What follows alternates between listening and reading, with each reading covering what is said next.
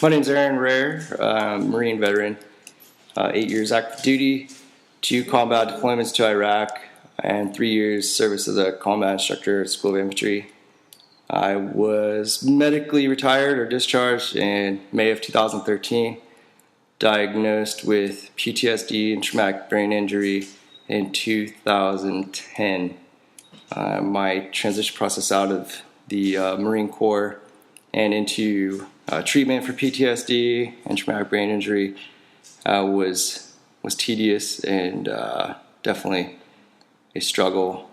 I had to a lot of the services and treatment and care was something I had to fight for. It wasn't something that came so easy, and also was a huge decision on my part because of the stigma of PTSD that still exists today in the active duty military, as well as veterans communities and civilian community. There's a bad stigma out there associated with post-traumatic stress and veterans, and I think that's something that's alarming and something that should be fixed, and also has to contribute with some of the alarming veteran suicide rates. Some of the suicide rates today, they're saying about 22 veterans a day commit suicide. You know, I don't think there's enough being done to look at the contributing factors to these numbers, as well as how to reduce these numbers. There doesn't seem to be very much of a push in the mainstream media, nor in Congress, to really do anything about this. And considering that the veterans of America make up less than 1% of the population, 22 days is crazy. I did experience. There are some veterans who I did come across who had committed suicide, but there was one veteran in particular, 2007, who committed suicide shortly after our first deployment. He was a friend of mine.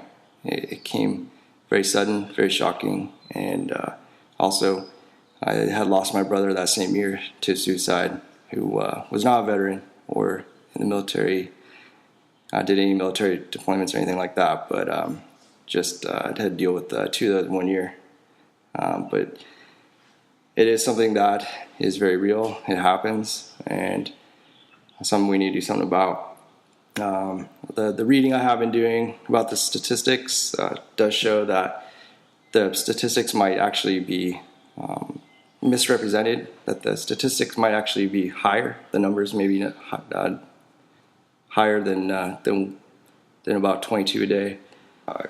Acclimate back to regular life here in the United States is something I still struggle with, and something that's extremely tough, and especially when you're not receiving care and pay. It really made me really, question if this was the right decision for me, and what can I do, what will I do. And I had some dark days and dark nights, and having post-traumatic stress and the continued hypervigilance and anxiety and intrusive thoughts and nightmares, makes it very difficult to live and get by. And